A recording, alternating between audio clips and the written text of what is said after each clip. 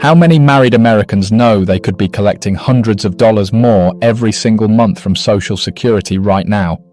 Not as many as you'd think. In fact, according to the University of Michigan Retirement Research Center, only 46% of adults surveyed had even heard of Social Security spousal benefits at all. Not just understood them, heard of them. And once you see what that lack of awareness is actually costing everyday families, it will all make sense why I wanted to make this video.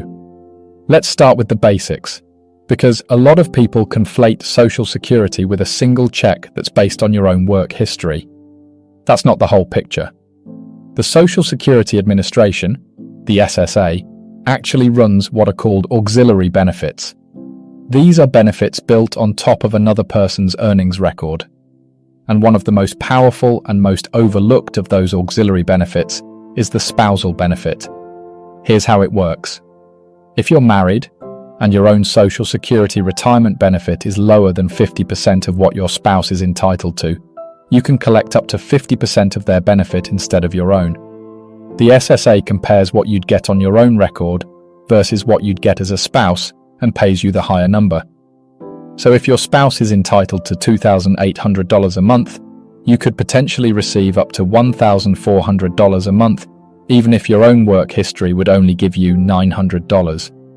That's $500 more every month. That's $6,000 a year.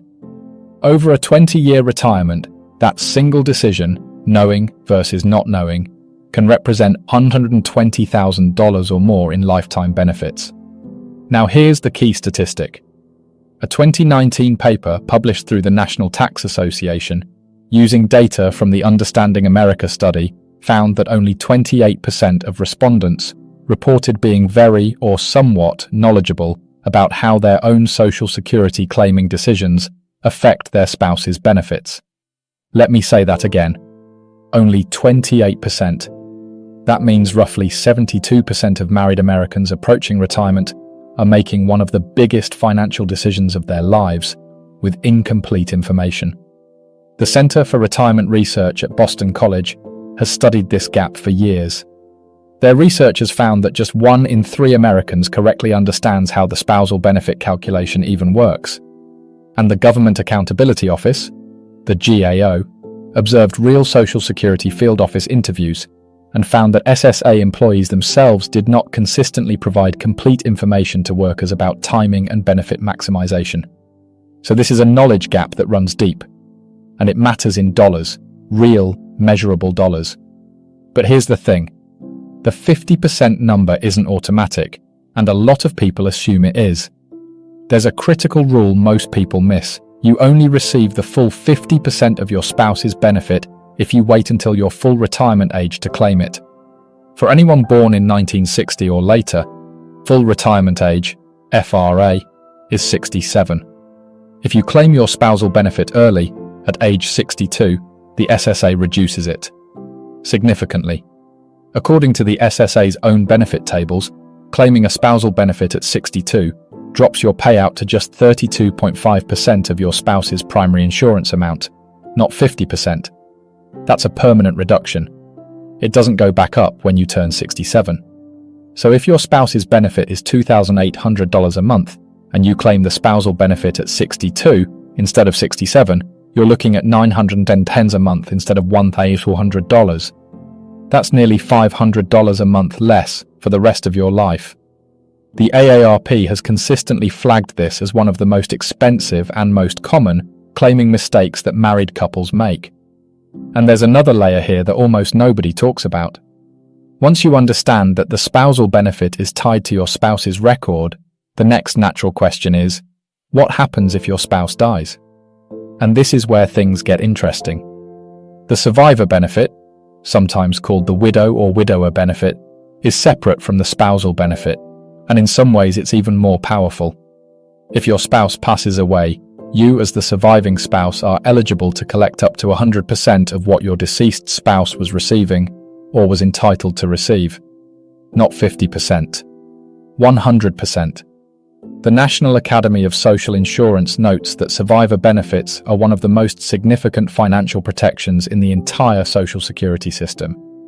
And yet, Research from the Center for Retirement Research at Boston College found that husbands, in particular, routinely do not factor this in when they decide when to claim their own benefits. Here's why that timing matters so much. When the higher earner in a household claims Social Security early, say at 62 or 63, instead of waiting until 67 or even 70, their monthly benefit is permanently reduced. And that reduced number becomes the baseline for the survivor benefit their spouse will inherit. A report from the Bipartisan Policy Center found that because more than 95% of married men historically claimed Social Security before age 66, the average widow's annual survivor benefit in 2013 was reduced by more than $3,000 per year. For a woman who may live 20 or 25 more years after her husband dies, that's $60,000 to $75,000 in lost income.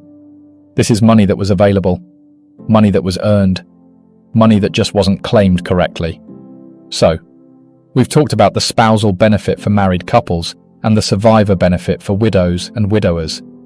But here's where things change. Because there's a third category that the Employee Benefit Research Institute has noted is among the most misunderstood Social Security rules in existence, the divorced spouse benefit.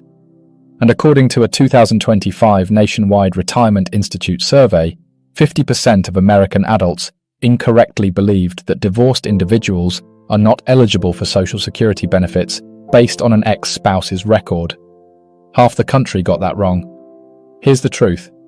If you were married to someone for at least 10 years, that's the magic number, 10 years, and you are currently unmarried, and you are at least 62 years old, you may be eligible to claim Social Security benefits based on your ex-spouse's earnings record. Not your record. Theirs. And this is the part that surprises most people. Your ex-spouse does not need to know, and they do not need to have filed for their own benefits yet. As long as you have been divorced for at least 2 years, you can file independently. And here's what makes it truly a loophole in the everyday sense of the word. Your claim has zero impact on your ex-spouse's benefit. Their monthly check does not go down. They are not notified. The SSA simply pays you from the pool of benefits their record generates. The SSA confirms this directly. Benefits paid to a divorced spouse do not reduce payments made to the ex or to any current spouse they may have. But only 1 in 4 Americans surveyed by the Center for Retirement Research knew this rule existed. 1 in 4. That's a lot of people, potentially millions of divorced Americans, who are leaving money on the table every single month because no one ever explained this to them. Now let's talk about what this actually means for you. The practical step here is simple, and it's free. Go to ssa.gov, create your My Social Security account if you don't have one already. Once you're logged in, you can see your own projected benefit at different ages, your earnings history, and, critically, the record that spousal or survivor calculations would be based on. If you are married, compare your projected benefit to half of what your spouse is projected to receive at their full retirement age. If your number is lower, you are likely eligible for a spousal benefit, and the timing of when you both claim matters enormously. If you are divorced, think back to how long that marriage lasted. If it was 10 years or more and you have not remarried, this is a conversation worth having with the Social Security Administration directly. The AARP also offers free Social Security calculators and benefit estimators on their website that can help you model different scenarios before you make any decisions. The point is, the information is accessible. The math is knowable. Most people just don't know to look for it. Here's the thing about retirement anxiety. A lot of it comes not from the actual numbers, but from the feeling that you're missing something, that there's a rule or a strategy or a system that everyone else understands except you. And the research backs that up. The Employee Benefit Research Institute has found that confidence in retirement readiness increases significantly when people simply understand the rules that apply to them. Not when they earn more, not when they save more, just when they understand what they're already entitled to. You worked for this. Your spouse worked for this. And in the case of a long marriage that ended in divorce, you earned this too. The law says so explicitly. So the question I want to leave you with today is this. When did you last actually look at your Social Security statement? And do you know what your spouse's projected benefit is? Drop your answer in the comments below, because I guarantee you a lot of people watching this right now are closer to a higher benefit than they think.